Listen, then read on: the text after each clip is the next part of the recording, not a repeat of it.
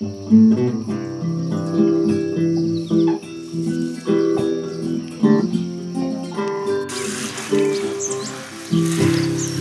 my bucolic life, we have 3 cities stripe. Horses, chicks, and dogs, they are my neighbors. I cook and some spin, and put the horses into the barn. Then time to move them out again. Red barns, green pastures, beautiful my houses.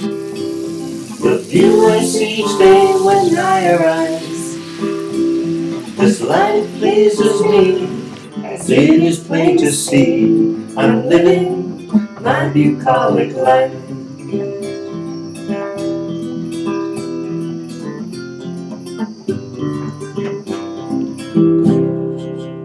Hello. Alrighty, so I'm going to make a dress, and this is it. It is a Cynthia Rowley Simplicity pattern. 9098. Cute little dress, looks very drapey and very full. Now, I have to tell you, this is the first Cynthia Rowley pattern I have bought in a decade. And it's very petty, but the reason is because she made the decision in the Project Runway Best Of group to kick 𝐥𝐢𝐤𝐞 off the table. And that just hit me wrong, and ever since then, I have not bought a Cynthia Rowley pattern. But, you know, it's time to grow up and get beyond it, and I saw this and I thought it was kind of cute, so I'm going to move forward. It's a very drapey looking, the one that she has on here looks fairly sheer. It says that they want it with silky types, crepe de chine, double georgette, drapey things. I have some, it's a polyester, but it has like metallic threads in it. There. So you can see it's got like little metallic threads running through it, and little, you know, texture and everything. So I'm going to be using that. There. It actually has a very cute selvage edge, and I might use that for trim because it's awful cute. But anyway, it's very sheer, so I am going to be lining this. I won't be lining the sleeves. It doesn't matter if people see the outline of my arms. The front and back panels are just very long, princess see-me type panels. And I have this teal lining, and I've been wondering, where can I use teal lining? And when I put it underneath this fabric, it looks fine. So I'm going to be using it. It's more of that bemburg rayon, so it's breathable, you know, which, you know, polyester is not, but it's a flowy, drapey, evening type, slightly dressy dress is what I'm thinking it's going to be. But knowing me, I'm going to wear it around the farm anyway. So anyhow, let's get started cutting it out. Okay, so I just cut out my pieces, and I wanted to point out, looking at it in the diagrams and on this lovely super thin model, it looks like a very full dress. It is not. It is a very straight dress. Very straight. This is the side front, but all of the pieces are hardly tapered at all. They are very, very straight pieces. So, because of that, just be aware, it's not a full skirt at all. I know it looks like it, but it's straight. All right, so putting that aside, it didn't have anywhere on here that I could find the hip measurement, so I went ahead and measured all the pieces out. And it looks like the hip measurement, you know, excluding seam allowances and everything like that, is about 47 inches, you know, which is going to go around me. It'll have a little bit extra, but it in no way is a big flared dress. But I think I can make that work because it's going to be lined, you know, I think I can do that. But here's one thing. Up here, there's like the front piece comes all the way down. Well, you can see better here. This front piece comes all the way down, and then there's side pieces that are under the sleeves. And I need to make a little bit more room right there. Just because it's so straight. If it was more ease worked into it, maybe, but I literally have ½ inch of ease once I measured me in the final dress. So I wanted to walk you through what I'm going to do to alter this pattern. This is the side front, and this is the front. The waistline is marked on the front piece, so that's why I have this here. So I'm going to line up my straight here, and this little notch is going to be my little signal. I'm putting that notch right there, going to line up this piece with its straight of grain, also straight, and make that notch at the same level, okay? So now I can see that my waistline is a little under ¼ inch above. This is my waistline right there. So I'm going to put this away for a minute, but you can see how straight these pieces are. It's on the fold, but it's like straight. Okay, I think I've said that enough times. So the pattern for me, the waist is okay. The hips I can make work. Up here, I would feel a lot more comfortable if I had more room. So I need a ruler. So this is how I talk my way through things. All right, get this stuff out of the way.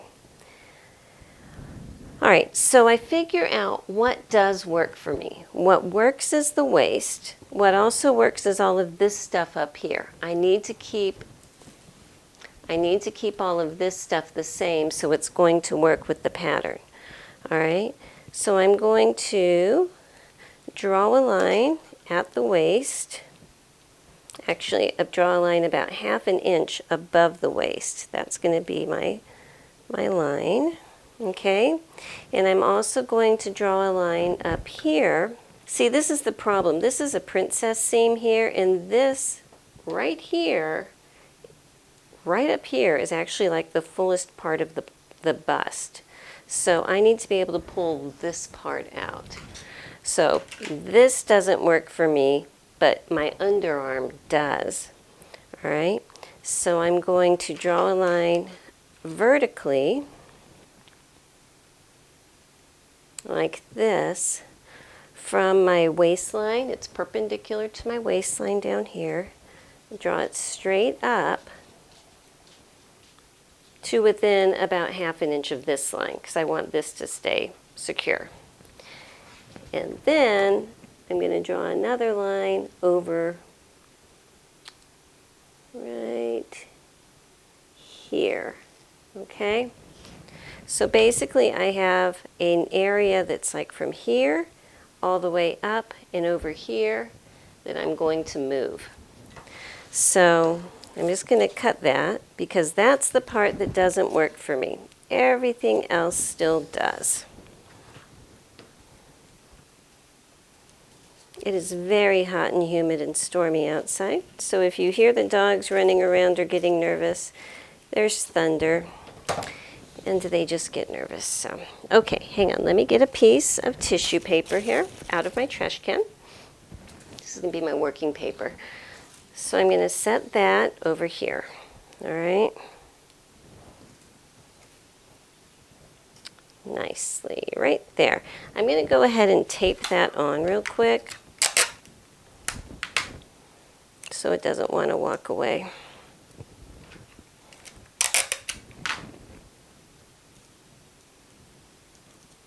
Okay, so now if I look up here, it has the bust measurement. Their finished bust measurement is 40.5. I want 42.5, okay? So to get 42.5, I have to add 1 inch to each side. So I'm cutting 2 of these, so I only need to do it once. Okay, so I need, well, need is a big word. I would like to have a total of 2 inches more. But looking at this piece, I don't want to pull it out a full inch. I'm afraid that would distort this too much, okay? So what I'm actually going to do is pull it out about ½ of an inch, okay? I think that for this method, it's going to be a lot better this way. So I'm going to put a piece of scrap fabric behind here so it doesn't go all the way to my board. But this is the fullest part up here. And so after I pulled this out 1/2 inch, I'm just kind of drawing a line to bring that down to it and move this notch point over. And then I'm drawing this line from this point up here and bringing that notch over, okay? So with those two things, now I'm going to come and trim this side. All right, so I've added 1 inch up here, excuse me, by adding 1/2 inch to each side. I have a full inch up here, but I still want another inch. So I'm going to actually add that to this side. Now, the side front and side back are both panel pieces that go under the arm down here, okay? So what I'm going to do is up here at the top of this piece is very close to the fullest point of the bust. So I'm going to add another 1/2 inch up here. And the sleeve is very, very full and very, very gathered, okay? It's a massive sleeve piece. So adding an extra 1/2 inch down here, it's not going to make any difference because of the amount of fullness that's in there. I can blend that in very easily. So now I'm going to take it from this point here and just gently taper it down to the waistline area, like that. Okay, so now I can come back up here and trim this. My waist is the same. I should have extra curviness in the front up here and a little extra under the arms, so I should be able to move very well. I'm going to make the hips work and everything, but I just wanted to show you this is the way that I'm doing it for this pattern. And now I think I can cut out fabric. Good morning. Welcome to the next day. And I'm going to be cutting out my pattern this morning, and there's a couple things I wanted to mention. First of all, since my fabric is kind of like a plaid, I want to make sure that I have everything laid out so that my plaid is exactly perpendicular. Obviously, right now it's not. And that is because the front and back are cut on a fold. So basically, I'm going to make individual folds for them and cut out these pieces one at a time, just because this fabric is so drifty. It wants to go where it wants to go. So I just want to let you know what I'm done is basically cut a length of fabric, not very long. It is just long enough to deal with my two longest pieces, which is my front and my back. So that way I can manipulate this, you know, make my individual folds and everything for these. And then I can use the other part for the other pieces, the sleeve and things like that. But it's just a lot easier when I'm doing these separate little folds to have shorter pieces.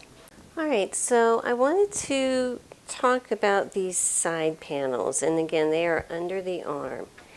And I was thinking about this last night, and I am just not comfortable with how straight this dress is. And I don't want to change the style lines on it too far out of shape so that it's distorted and you can't recognize it from the original design. But I just would feel a lot more comfortable if I added a little bit more flair to this. I think I would move a lot easier. I think I would be able to take more natural steps, getting in and out of the car and things like that. So what I'm going to do is when I'm cutting my piece, I'm actually going to add an inch. Now this is on a fold, but I will be slicing it open. So instead of cutting right along this line, I'm actually just pulling it out. So at the bottom, it's an inch more. And I'll cut this. So that's going to add you know, about another 3/8 of an inch up here at like the bust level, but it'll add, you know, a couple inches at waist, a couple more inches at the hem. And this is supposed to be a belted, cinched in dress, and I think that'll be fine, and that'll give me the comfort. At the time that I put this dress together, I'll be doing my front and then my back so I can pin the sides together. At that point, if I can pin the sides together and it looks like this is not needed, sure, I'll cut it off. But it's a lot easier to cut it off than to add a piece. And so that's what I'm doing right now. I'm just moving it so that the bottom is an inch wider than the pattern pieces, and that just adds a little more in. And I'm going to do that to the side back and the side front. So this is my modified side front piece, and I'll be doing the same thing where I put this up here, this an inch in. I'm going to slice it this way and add it in. So I'm happy with that. Just wanted to let you know what I'm doing and why. So I have the blue fabric cut out, and now I'm going to start working on my lining piece here. And the way that I'm doing it, you know, I keep my other fabric pinned on here. It's very silky and very movey, so I just don't want to take it off. But that's actually going to help this grab onto my lining a little bit better. So I can just place it on here, and I'm going to cut out my piece on the fold, so my front piece and then my side piece, and then down below I'll put my back piece on the fold and then my side back. Cut these out, and then I should be ready to go. The first steps are making the stay stitching around the neckline of the front and the back. And basically it looks like what you do on the front, you do in, or what you do on the dress, you do in the lining too, with the exception of this big trim band that goes around it. So I'm just going to, as I make the dress part, just assume I'm doing the same thing to the lining part, because you don't need to see the same thing twice. But one of the things I wanted to show you is this, instead of stay stitching around these necklines, I am going to be using this stay tape. And I've actually used it a couple times off camera, but I like it. I bought it off of 𝐿𝐸𝐸, and I'll show you the seller I bought it from. I know nothing about her. I know nothing about their shop. I do know that when I purchased it, it was sent out pretty quickly, and I got it, and I like it. So it's a bias cut woven tape, and then there is a little strip of more of a stay tape. It's not nearly as thick as a twill tape, but it's non-stretch, and that is just stitched on. So the thought is that you can curve it around necklines easily because of the bias part, but you get the reinforcement of the stay tape. So that's what I'm going to be using around here. And again, this is the seller that I bought it from. If that is you, thank you for sending it out to me so quickly. Let me see, what did it cost? For 10 yards, it was $6.25 for 10 yards plus shipping. So, you know, and I bought it in white and black. So that aside, I'm going to go ahead and fuse this on around the necklines of both the lining and the garment.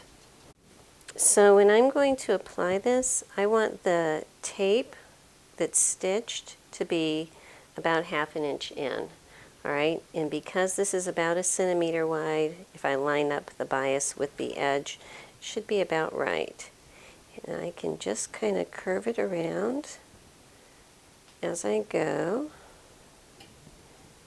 And it looks like that bias is nice and flat.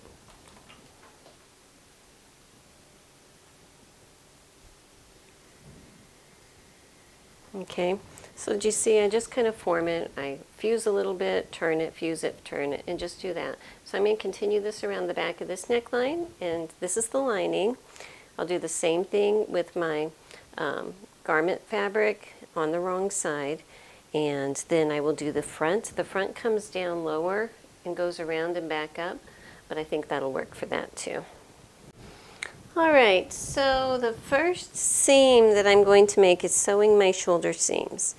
And this, all the fabrics I'm using are super, super lightweight and silky and slimy and everything like that that makes them difficult to deal with. And so, I almost did this the wrong way. With right sides together, which means that my seam binding is on the outside, I'm going to pin these up here. But again, because all of the fabrics are so difficult to deal with, I am actually not going to serge my pieces until after I have made the corresponding seams. And I will be serging them together. So like right now, I'll go ahead and I'll sew this at 5/8, and then I'll come back and serge across the top. Alrighty, so next what I'm going to do is I've got these two long bands. One says front band, one says back band. They are the same width. They're just long pieces.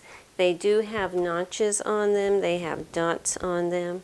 But the rebel in me says this stuff is so slippery and so hard to mark, I'm actually going to ignore those markings for right now.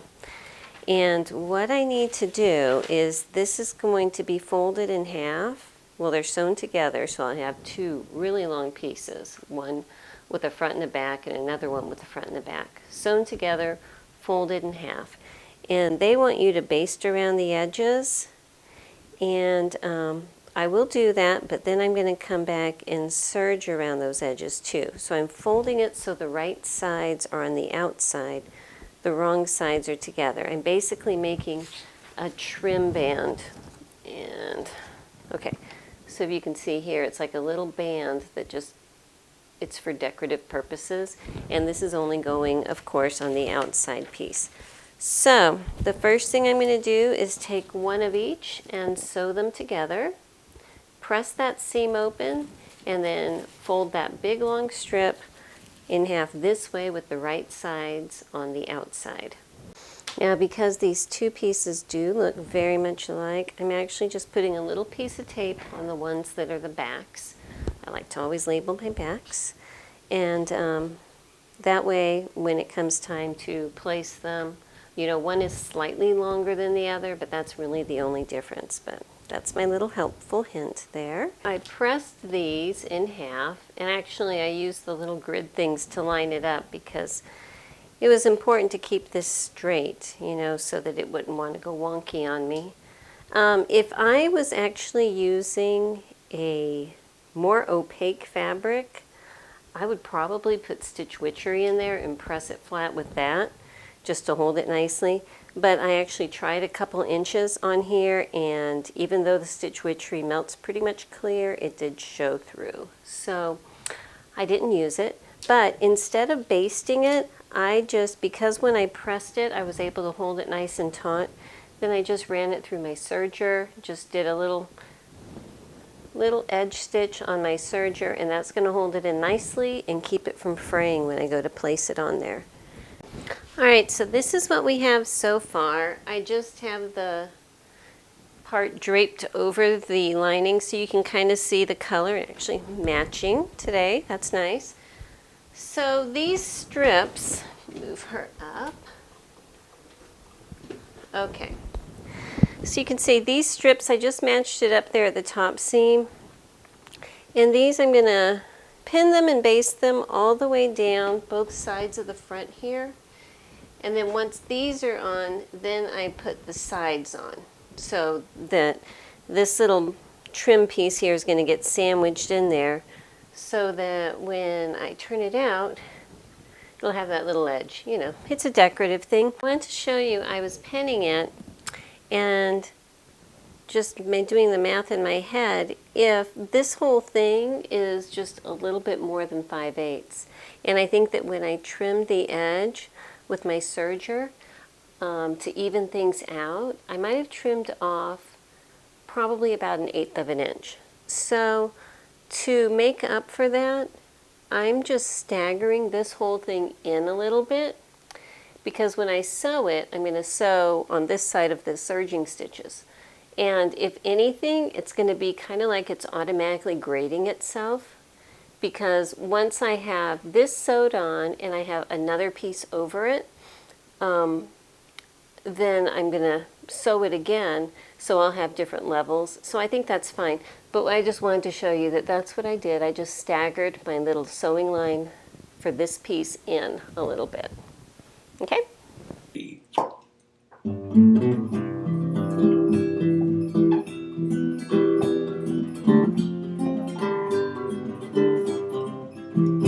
Living my bucolic life, free healthy city strife.